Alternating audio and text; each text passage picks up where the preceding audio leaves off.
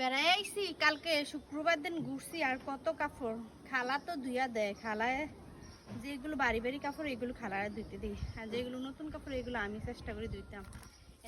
জুতারি সহ ধুইতে কেন এক বালতি কাপড় কেন জুতারিও দেয় ভিজাই গেছে। কালকে ফুলা ফ্যান্ডেলে সুইমিং পুলে গোসল করছে, এর লেগে জুতারি শুদ্ধা ধুইয়া দিয়েছি।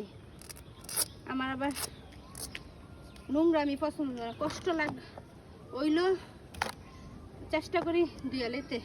এই সাদা জুতারই পানি মেঘ খেলেছে, এলে সুন্দর করে ধুইয়া দিলাম, এটি শুকাইব। কাপড় দেখ কত কাপড় ধুইলাম, নিজে মনে হচ্ছে বাচ্চা কাপড় দিয়ে আগে ধুই তারপরে ও কাপড় ধুই। কত কাপড় দেখ। তারপরে ঘুরতে গেছি ব্যাগটা শুদ্ধ দিয়ে দিছি, ঠিক আছে।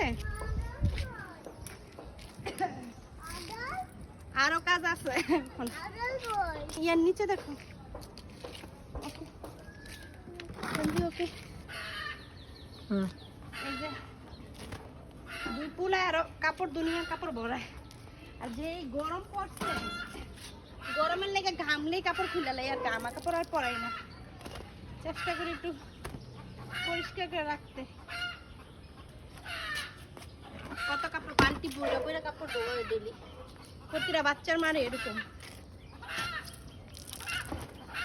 আমরা যৌথ ফ্যামিলি মানুষ, আমি পারি না কারো কাপড় দেখা কাপড় না বাস করতাম, কাপড় না শুকা দিতে। সবার কাপড় একসাথে দুই মারেছি, একলা একজনে কাপড় কেমনে দিয়া যাইবে। কতগুলো কাপড় এটি কালকে খালা ধুইয়া দিয়ে গেছে।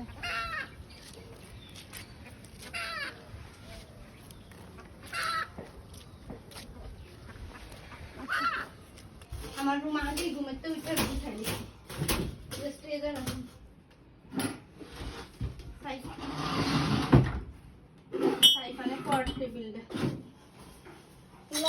সারা রুম আউনা জ্বলে